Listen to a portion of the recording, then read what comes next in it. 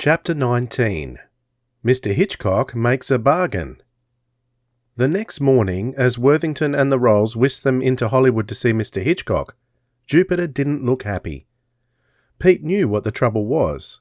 Jupe was still sore at himself for not deducing that the Whisperer and Stephen Terrell were the same person. The two boys were visiting Mr. Hitchcock without Bob, who unfortunately had to work that morning. As soon as Worthington mentioned that the secret tunnel under Terror Castle was full of parakeets, Jupiter said, coming out of his deep meditation, I realised that they must be Mr. Rex's, that in fact the tunnel must end inside the case where he raised his birds, and he had accidentally left the entrance open. But I still didn't realise that Mr. Rex was really Mr. Terrell. You had everything else figured out, Pete told him, even to the fact that Mr. Terrell was still alive, though for a time you got thrown off the track. You ought to be proud of yourself. But Jupiter shook his head. This time there was no trouble getting in to see Mr. Hitchcock. The guard at the gate waved them through, and in just a few moments they were seated in the famous director's office. "Well, lads," Mr. Hitchcock rumbled, "what have you to report?" "We found a haunted house, sir," Jupiter said. "Ah, indeed." The director raised a quizzical eyebrow. "And what type of ghost is it haunted by?" "That's the trouble," Jupiter confessed.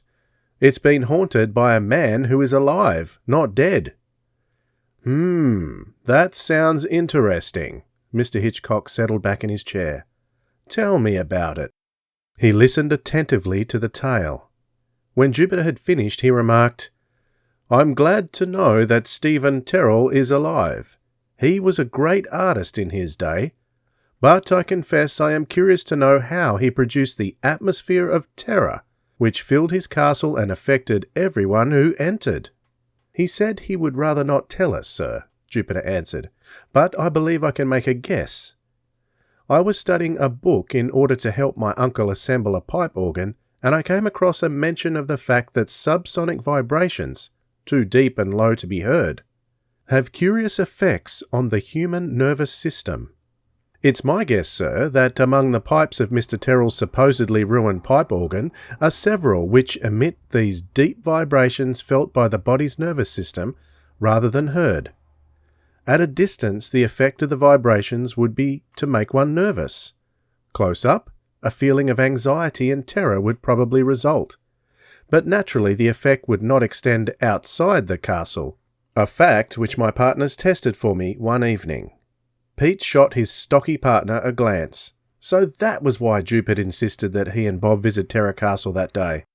Pete was about to say something scathing, but Mr. Hitchcock started to speak again. "Young man," he said, "you apparently did a good job of ferreting out the secret of Terror Castle. But now that you have done so, what is to become of Steve Terrell? It does not seem to me you have done him any favour by uncovering his secret." Jupiter squirmed a little. "Mr. Terrell has an idea, sir," he said. "In fact, he seems very enthusiastic about it. He is going to the bank with the money he has saved raising parakeets, to arrange to buy back the castle. He has a plan, and I'm sure they'll lend him more money when he explains it. You see, first he will reappear as Stephen Terrell, the long-lost movie star, and move back into the castle.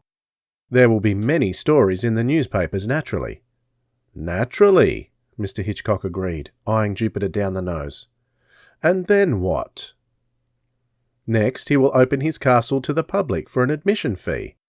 He will show his famous old scary pictures in his private projection room. He will also let people wander the castle, which will remain almost exactly as it is now. Tourists will go there in great numbers to enjoy the films and to be frightened by the fog of fear and other devices Mr. Terrell has installed in the castle for giving people a harmless thrill. Mr. Terrell will also demonstrate in various costumes his portrayal of the sinister figures he played in his greatest movies. I am sure it will be a great success." Alfred Hitchcock studied the stocky lad. "I suspect, young Jones, that I detect your active young imagination in the plan you have just set forth. But let that pass. The 3 investigators have done a commendable job, even though you were unable to find me a house haunted by genuine ghosts. I will stand by my word and introduce your account of the case when it is written." "Thank you, sir," Jupiter said. "It will mean a lot to the 3 investigators."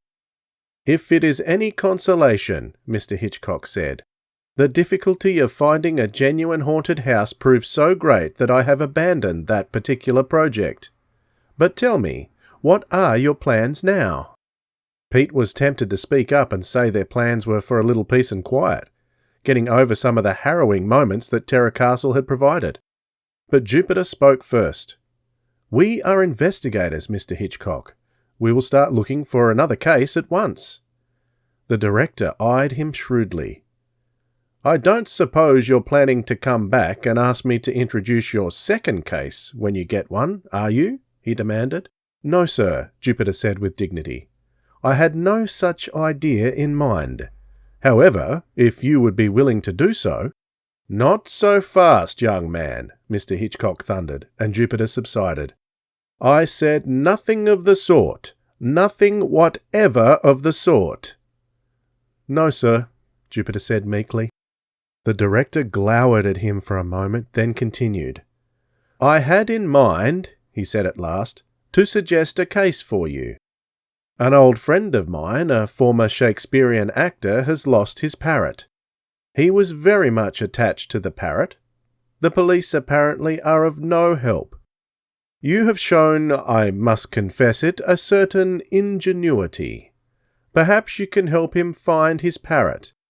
Unless," he gave Jupiter and Pete a frown, "hunting for lost parrots is too tame a task for the 3 investigators." "No, sir," it was Pete who spoke this time. If they had to go on a case, hunting for a lost parrot sounded to him like just about as much excitement as he cared for at the moment. "Our motto is, we investigate anything." "We will be glad to try and help your friend, sir," Jupiter said. Mr. Hitchcock smiled. It was a smile that might be hiding certain secret thoughts, but they could not be certain. "In that case," he said, "I will also introduce this case for you." "Thank you, sir," the boys said in unison. "But only on one condition," the director stated firmly. "It has to be a case worth writing about. Obviously, simply finding a lost parrot, even if it is a parrot that stutters, is not enough to warrant writing a book about.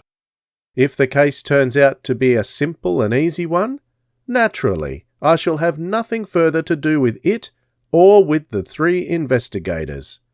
"Did you say the parrot stuttered?" Jupiter asked, his eyes already alight with interest.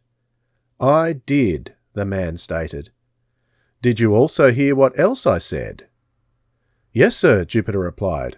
"I've never heard of a stuttering parrot before. Come on, Pete, we've got our second case." "One moment," Mr. Hitchcock said, and they paused. "I believe it would help if you had my friend's name and address." He wrote something on a sheet of paper. "Here it is." "Thank you," Jupiter said. He tucked the paper into his pocket, then started towards the door with Pete. "We'll let you know how we make out, sir," he said, just before they left.